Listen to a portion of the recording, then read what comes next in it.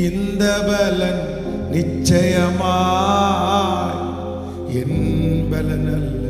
முழு இருதயத்தோடு இந்த காரியங்கள் நிச்சயமாய் என்னாலே சாத்தியமல்ல. ஆமாப்பா, இந்த காரியங்கள் நிச்சயமாய் என்னாலே சாத்தியமல்ல. ஆமென். ஹல்லேலூயா. கைகளை உயர்த்தி ஒரு ஹல்லேலூயா சொல்லலாம். வேதத்தில் லூக்கா எழுதின சுவிசேஷம் 3ஆம் அதிகாரத்தினுடைய 9வது வசனத்தை வேதத்தில் வாசிக்கும் போது வேதம் சொல்கிறது, இப்பொழுது கோடாரியானது மரங்களின் வேர் அருகே வைக்கப்பட்டிருக்கிறது. இப்பொழுது கோடாரியானது மரங்களின் வேர் அருகே வைக்கப்பட்டிருக்கிறது. எந்த மரம் கனி கொடுக்கலையோ, எந்த மரம் பிரயோஜனம் இல்லையோ, அந்த மரத்தை வெட்டி போடணும் அப்படின்னு ஆண்டவர் சொல்றார். இன்னொரு வசனத்தில் சொல்லும்போது அழகாய் சொல்லுகிறார், பிரயோஜனமானவைகளை எனக்கு போதித்து, பிரயோஜனமானவைகளை எனக்கு போதித்து. ஆண்டவர் இந்த மாதத்தை நமக்கு ரொம்ப கிருபையாய் கர்த்தர் தந்திருக்கிறார்.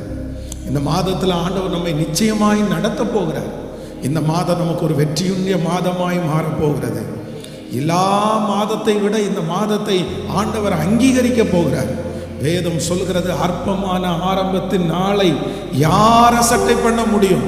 இந்த மாதத்தினுடைய ஆரம்பம் அற்பமா இருக்கலாம், இந்த மாதத்தினுடைய ஆரம்பம் பயமா இருக்கலாம், இந்த மாதத்தினுடைய ஆரம்பம் நிறைய சவால்கள் நிறைந்த மாதமா இருக்கலாம்.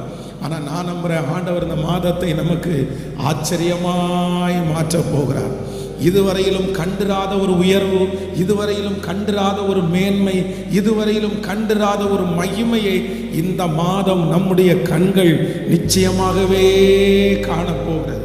ஆனால் இந்த மாதத்தை ஆரம்பிக்கும் போது நம்ம என்ன ஒரு தீர்மானம் எடுக்கணும்னா, ஆவியானவர் நேற்றையிலிருந்தே என்னுடைய இருதயத்தில் பேசிக்கொண்டே இருக்கிறார், பிரயோஜனமானவைகளை எனக்கு போதித்து, பிரயோஜனமானவைகளை எனக்கு போதித்து. அப்படின்னா ஒரு தேவனுடைய பிள்ளை ஒரு இடத்துல உட்காரணுன்னாலும், ஒருத்தர் இடத்துல பேசணுன்னாலும், ஒரு வேலை செய்யணுன்னாலும், அந்த இடத்துல பிரயோஜனம்னு ஒன்று இல்லை அப்படின்னு சொன்னால் அந்த இடத்துல இருக்கக்கூடாதுன்னு ஆண்டவர் சொல்கிறார். நம்ம ரொம்ப கவனமாக இருக்கணும்.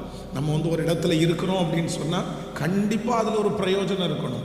நம்ம ஒரு மனுஷனிடத்தில் பேசுகிறோம் அப்படின்னு சொன்னால் அதில் ஒரு பிரயோஜனம் இருக்கணும். ஆண்டவர் மரத்தை நட்டுட்டு தண்ணி ஊற்றி வளர்த்தி அதில் இலைகளெல்லாம் அதிகமாக இருக்கிறத பார்த்து பக்கத்தில் போகிறாரு. ஆனால் அதில் கனி இல்லை அப்படின்னு சொன்னோன்னா ஆண்டவர் சொல்கிறாரு, இந்த மரத்தை இவ்வளோ நட்டு ஆளாக்கி இவ்வளோ பெருசாக வளர்ந்துருக்குது, ஆனால் இதில் கனி இல்லை, இது கனி இல்லை, எதுக்கு இந்த இடத்துல இருக்குது, எதுக்கு இந்த நிலத்தை பாழாக்குது? ஆண்டவர் உடனே சொல்கிறார், இதை அகற்றிடுவோம் அப்படின்னு சொல்கிறாரு. அப்போது இதுவரையிலையும் இந்த மாதம் பிரயோஜனமே இல்லாத இடத்துக்கு நீங்கள் போயிருக்கலாம், உங்களுடைய டைமை நீங்கள் செலவு பண்ணியிருக்கலாம். ஆனால் இந்த மாதம் ஒரு பெரிய தீர்மானத்தோடு முன்னேறணும். என்ன தீர்மானம் அப்படின்னு சொன்னால், எனக்கு பிரயோஜனமானவைகளை எனக்கு போதிக்கிற ஒரு நல்ல கர்த்தர். நீங்கள் லோத்துனுடைய வாழ்க்கையை எடுத்து பாருங்க. இந்த லோத்துனுடைய வாழ்க்கையில் லோத்து மேலே ஆண்டவர் கோபப்படுறதுக்கு என்ன காரணம்?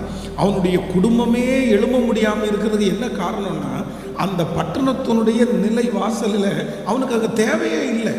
அந்த இடத்துல அவன் இருக்க வேண்டிய அவசியம் இல்லை. அவன் அந்த இடத்துல இருக்கக்கூடிய நபரும் இல்லை, அந்த இடத்துல இருக்கக்கூடாது. அவனுக்கு எவ்வளோ வேலை இருக்குது, எவ்வளோ பொறுப்பு இருக்குது, எத்தனையோ ஊழியம் இருக்கிறது.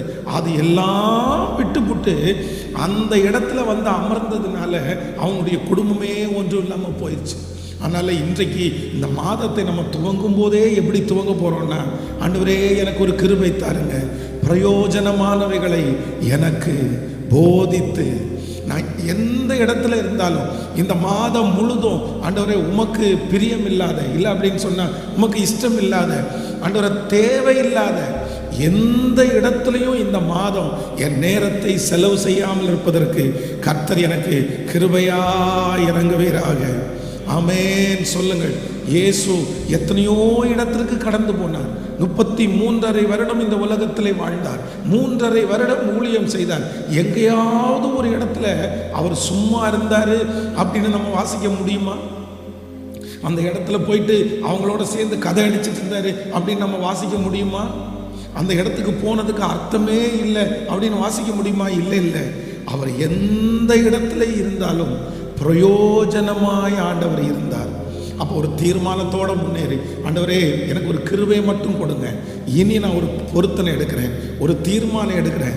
இந்த மாதம் ஆண்டவரே எந்த இடத்துல நான் உட்கார்ந்தாலும் அந்த இடத்துல பிரயோஜனம் இல்லை அப்படின்னா நிச்சயமா நான் அந்த இடத்துல இருக்க போறதே இல்லை.